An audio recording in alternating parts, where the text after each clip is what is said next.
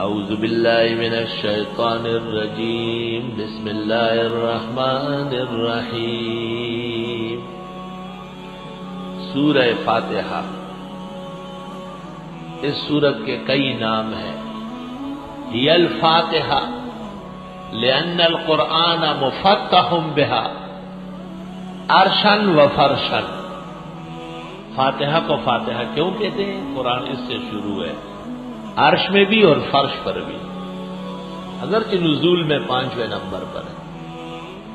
فاتحہ لأنها تفتح تقرأ ابتداء على كل سورہ۔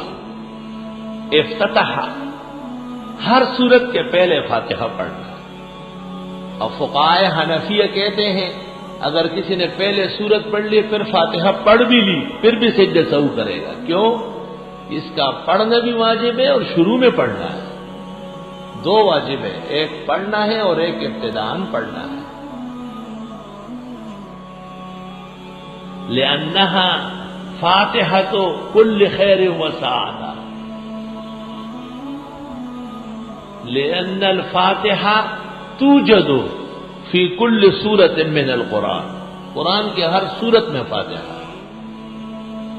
ہی الفاتحہ، نماز اس سے شروع، خیر و برکت اس سے شروع، کتاب عظیم اس سے شروع۔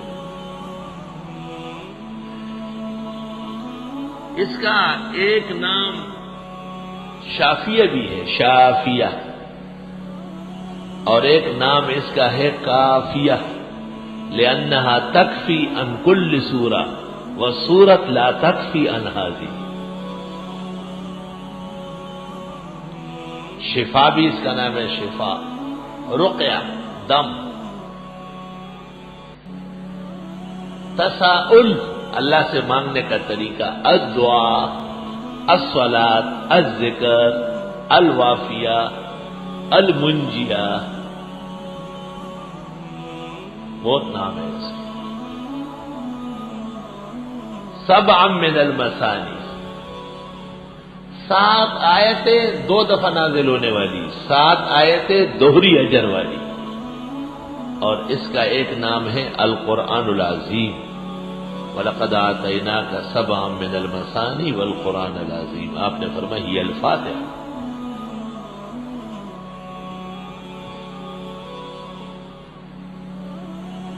بخاری شریف کتاب التفسیر میں اور فضائل میں، سنن دارقطنی میں، سنن سعید ابن منصور میں روایت ہے کہ ایسی سورت نہ توریت میں نازل ہوئی، نہ زبور میں، نہ انجیل میں، جو اللہ نے قرآن میں نازل کی ہے، سورہ فاتحہ۔ اللہ اکبر۔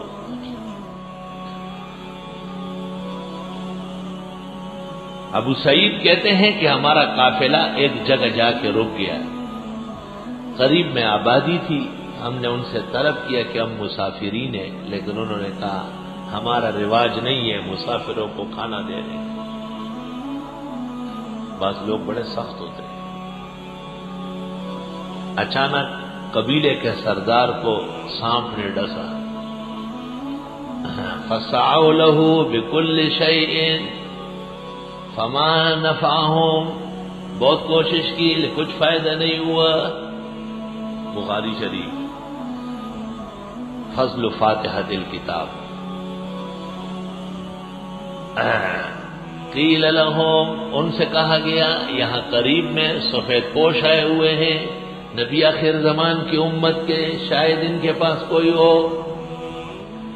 وہ لوگ آئے اور انہوں نے کہا ہمارے مرد سب غائب ہو گئے، سفر پر گئے، سردار کو سانپ نے ڈسا ہے، حل فیکم راق، ہے تم میں کوئی جھاڑ پھونک جاننے والا؟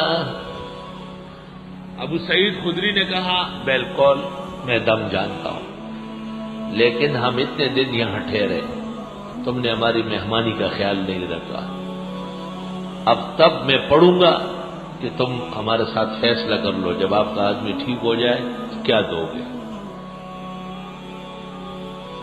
فَقَطَعُوا لَهُ جَعْلًا مِنَ الْغَنَمِ، وَجَعَلُوا لَهُ قَطِيعًا مِّنَ الْغَنَمِ، بھیڑ بکریوں کا ایک ریوڑ پر فیصلہ ہو گیا۔ ابو سعید خدری 3 دن صبح و شام گئے دم کرنے کے لیے۔ لوگ آ جاتے دم کر رہا ہے، دم بچیا دے دم دانے خورین دوانے چاوا دیوزی دے خودی خزانے۔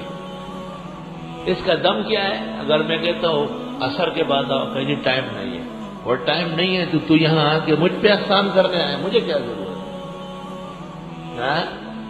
3 دن صباحاً و مساء، اور ان کو امتحان میں ڈالنا ہو تو ان کو کہو کہ صبح آ جاؤ، ذرا کہہ تو دیکھو صبح آ جاؤ۔ پھر آپ سے پوچھیں گے کیا مطلب ہے 11 بجے آ جاؤ؟ تو چھوٹے بچے جو ناظرہ پڑھتے ہیں نا اس کو بلا لو کہ بیٹے اس کو صبح سکھاؤ۔ یہ جو 42 سال کا نابالغ ہے اس کو صبح کا پتہ نہیں ہے، تو چھوٹا بچہ اس سے پوچھے بیٹے صبح کیا ہو؟ کہتے صبح تو فجر کو کہتے، کہتے یہ کہتے 11 بجے۔ شرم و حیا کا ہے، تنخواہ تو بڑی ملتی ہے، شرم و حیا کہیں نہیں بکتی ہے کہ وہ ایک ماچس کے برابر خرید کے ان کے ساتھ لگا دیا جائے۔ یہ سو کر 9 بجے اٹھتے ہیں، اٹھ کر ڈانٹ پڑتے ہیں۔ توبہ توبہ۔ دم بہت مشکل کام ہے، دم کوئی آسان کام نہیں۔ دم وہ کرے جو خود بھی سیر ہو، کامل ہو۔ ناقص آدمی دم کرے گا تو نقصان پائے گا، اور خاص کر دیوانے کو دم کرتے وقت، نظر کو دم کرتے وقت اور جنات کو دم کرتے وقت پہلے اپنے آپ کو تول لو، سر نہ ترد ضروریات کو بورے ایسے نہ چاہیے، ضروریات نہ ریپش آسان کار میں چوف چوف چوف چوف دم نہیں ہے، دم کمال کے انتقال کو کہتے ہیں۔ عافیت اس میں ہے کہ آرام سے رہو بس، اور جب یہ کام کرنے ہو تو پھر راتوں کو بھی اٹھا کرو، اللہ سے دعائیں مانگو، اور جو دعائیں احادیث مبارکہ میں ہیں، ابن سنی کے عمل الیوم واللیل میں، یا مجربات دیربی کبیر میں، یا حضرت اقدس امام الاسر مولانا انور شاہ صاحب کے بیاض میں، ان کو ذرا پختہ کرنا ہے۔ میرا مطلب یہ کہ اس کو کام سمجھے گا، کچا کام نہ کرے، نقصان اٹھائیں گے آپ۔ یہ جتنے عاملین ہیں یہ زیر عتاب ہوتے ہیں، کیوں؟ خود عمل کمزور ہے تو دوسرے کو کیا دم کرنا ہے؟ خود پختہ ہو جائے۔ اس لیے لوگ اجازت لیتے ہیں، کسی کامل سے اجازت لے لیتے ہیں، وہ طریقہ کار بتا دیتے ہیں، اس کا صدقہ نکلوا دیتے ہیں، وقتاً فوقتاً خیر و برکت کا طریقہ بڑھانے کا بتاتے ہیں۔ میں اپنے گھر سے اپنے استاد اور شیخ حضرت اقدس مولانا لطف اللہ صاحب رحمۃ اللہ علیہ سے پڑھنے جاتا تھا، تو ہمارا گھر بھی دریا کے کنارے ہے، اور حضرت صاحب کی جامع مسجد بھی دریا کے کنارے ہے، اور دریا کا راستہ بہت شارٹ تھا، خود کو چھوٹا، 3 منٹ کا، بس ہمارے گھر سے نیچے اترو، 2-3 بیچ میں کھائیاں آ رہی ہے، ادھر حضرت کی مسجد ہے، اور گاؤں سے جو راستہ تھا وہ 1 گھنٹے کا تھا۔ تو مجھے والدین کی تاکید تھی کہ آپ وہاں سے جائیں صبح سویرے، یہاں سے نہ جائیں، مگر جب ان کا خیال نہیں ہوتا تھا میں نیچے اتر جاتا تھا۔ کچھ دن جب گزر گئے تو مجھے ایسا محسوس ہوا کہ میرے پیچھے کوئی دوڑتا ہے، اور میں پیچھے مڑ کے دیکھتا تھا تو کوئی بھی نہیں ہوتا تھا، لیکن میرے کپڑوں سے پسینے نکلتے تھے، اور جسم پورا دن ٹھنڈا ہوتا تھا اور سر گرم ہو جاتا تھا۔ میں نے اپنے والدہ صاحبہ سے کہا، وہ بھی استاد مولانا فضل علی سے 12 سال پڑھی ہوئی تھی، اس والدہ صاحبہ نے کہا کہ یہ میرا مسئلہ نہیں ہے، حضرت سے ذکر کریں، حضرت الاستاذ مولانا لطف اللہ صاحب رحمۃ اللہ علیہ سے۔ میں شرح وقایہ آخرین پڑھ رہا تھا حضرت سے، بدیع المیزان وغیرہ یہ سب، التریف لادیب الظریف یہ سب چیزیں پڑھ رہا تھا۔ تو جب بہت اچھا وقت میں نے دیکھا کہ حضرت خوب موڈ میں تھے اور کوئی اور نہیں تھا، حضرت تشریف فرما تھے، میں سبق پڑھ کے فارغ ہو کے بیٹھ گیا، تو میں نے حضرت سے عرض کیا کہ حضرت میں دریا کے کنارے صبح آتا ہوں اور مجھے ایسا لگتا ہے کہ قریب سے کوئی مجھے پکڑنے کے لیے دوڑ رہا، اور خوف بہت زیادہ ہوتا ہے. پیچھے دیکھتا ہوں تو کوئی نہیں ہوتا ہے، لیکن سارا دن جسم ٹھنڈا ہوتا ہے اور سر میرا گرم ہوتا ہے. یار کاملین کا کیا کہنا ہے. بس یہ سنتے ہیں حضرت کا چہرہ انور سرخ ہو گیا، بالکل تک سرخ ہو گیا، اسے آمکھ تک سرخ ہو، اور ایک دم تپائی کی طرف نیچے قرآن کو دیکھنے لگے. اور پھر سر اٹھایا اور فرمایا گھر سے نکلتے وقت آیت الکرسی ایک دفعہ پڑھ لیں اور پھر 3 دفعہ بسم اللہ الذی لا یضر مع اسمہ شیء فی الارض ولا فی السماء وهو السمیع العلیم پڑھ لیں. میں اس سے پہلے 20 مرتبہ آیت الکرسی پڑھتا تھا اور یہ کلمات 100 بار پڑھتا تھا، لیکن استاد نے جس دن بتایا کہ ایک دفعہ آیت الکرسی اور 3 دفعہ وہ دن ہوا، آج کا دن ہوا، دوبارہ وہ تکلیف نہیں ہوئی. ایسے کامل استاد آپ کو بھی اجازت ہے پڑھا کر حضرت کی روح کو ثواب پہنچے گا.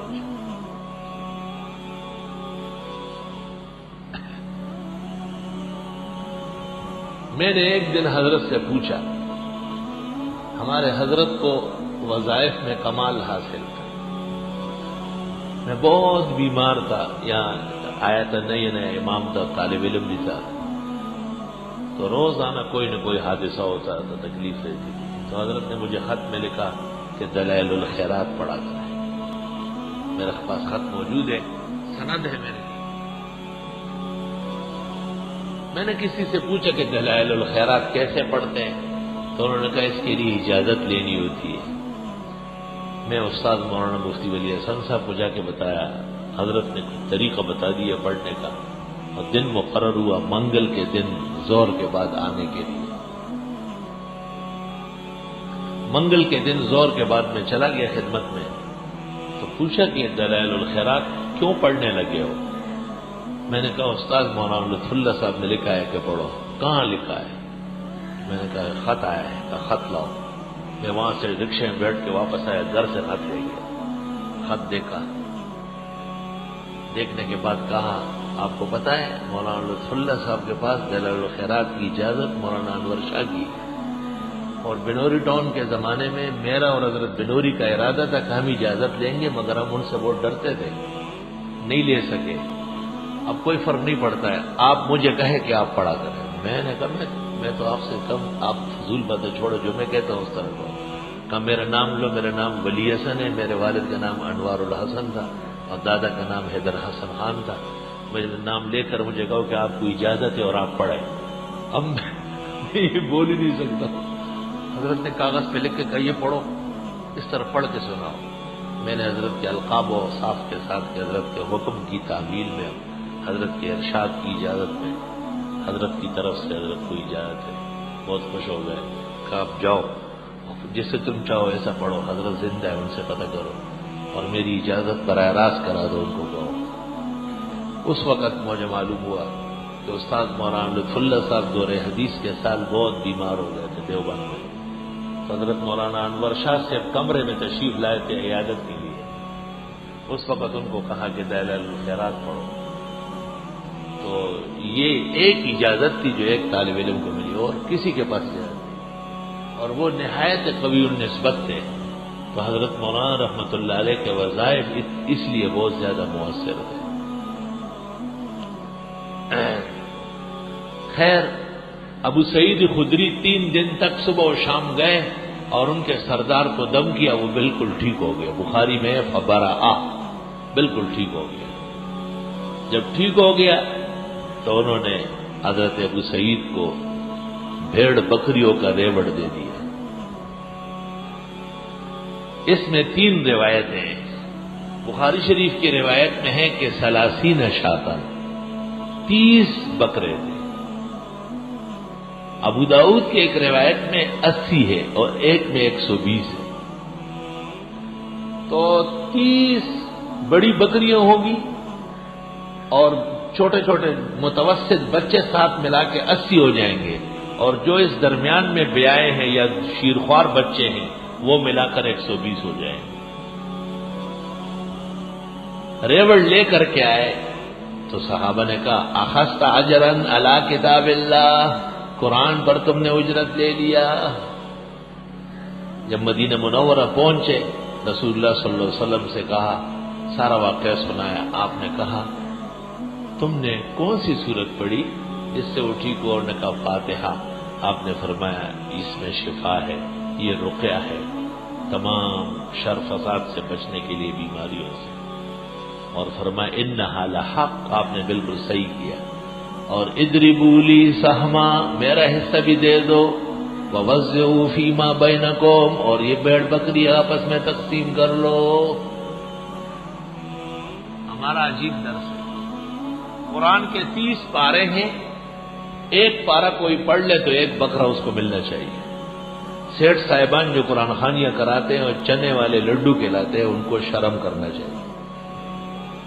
ایک قرآن خوانی کے کم از کم 30,000، متوسط 80,000، اور رمضان کے حافظ صاحب کو 1,20,000۔ ہمارے قاری صاحب اکثر کہتے ہیں یہ کب ہوگا؟ میں نے کہا اضربوا لی سہما کب ہوگا، میرا حصہ کب ہوگا؟ آئی سمجھ لیچی دلالا وی نوڑائی دی عبداللہ وی دی مولیانا مقابلے زکو ما پیسے خالی دے دی لیچی دلالا وی نوڑائی دی عبداللہ وی۔ اس سے پتہ چلا کہ یہ فتوی جو دیا گیا ہے کہ لینا دینا حرام گناہ سب خلاف شرع و خلاف سنت فتوی ہے، اس کی کوئی حقیقت نہیں۔ اصح فی الباب احادیث سے قرآن مجید کے بدلے میں بطور اعزاز اور شرف کے کچھ لینا دینا ثواب کا باعث ہے، اور وہ متعین بھی ہو گیا کہ اگر کوئی آپ سے پوچھے کہ آپ ہمارے گھر قرآن شریف پڑھے، ہم کیا پیش کریں، تو آپ کہے 30 طالب علم آئیں گے اور 30,000 روپے دے دیں۔ اس لیے کہ ایک ایسی بکری یا بکرا جو منڈی سے خرید کر احسن العلوم کٹنے تک پہنچتا ہو، 1000 کا تو ہونا، آج کل تو 3,000 اور 3,500 کا ہے۔ اگر 1000 سے کم ہونا تو اس کی موت ڈگی میں ہو جاتی ہے۔ ایک آدمی میرے پاس آیا کہ جی میں بکرا لایا ہوں صدقے کا، میں نے کہا اتار دو، کہا وہ اترتا نہیں، میں نے کہا کیوں؟ کہا ڈیتھ ہو گئی اس کی۔ تو صدقہ ہو گیا نہیں، میں نے کہا مردار کا صدقہ ہو گیا، مردار کا۔ میں نے کہا کتنے کا ملا تھا؟ کہا زیادہ پیسے نہیں، 400 ملا تھا۔ 8 آنے والی عورت پاخانہ پلنگ پہ کرتی ہے، نیچے اترتی ہے، اتان و خزا غل کٹ کے گئی۔ 400 روپے کا بکرا تو پہنچتے نہیں، کم از کم 1,000-1,200 کا تو ہو۔ 30 بکروں کے پیسے قرآن خوانی کے بدلے میں دینا اعزاز ہے، ناجائز نہیں۔ اور اگر 80,000 دے تو بیڑا پار ہے، اور رمضانیوں کو تو کم از کم لاکھ دینا چاہیے، 1.25 لاکھ۔ تینوں کا ثبوت روایات سے عبارت النص سے ہو رہا ہے، والحمدللہ علی حاذ۔ چونکہ یہ سورت دعا بھی ہے، اس لیے اس کا ایک نام سورت الدعا ہے، اور یہ سورت اللہ تعالیٰ سے مانگنے کا طریقہ بھی ہے، تو سورت التساؤل ہے، تساؤل۔ اور اس سورت کے ساتھ نماز پڑھی جاتی ہے تو سورت الصلاۃ بھی ہے، سورت الصلاۃ۔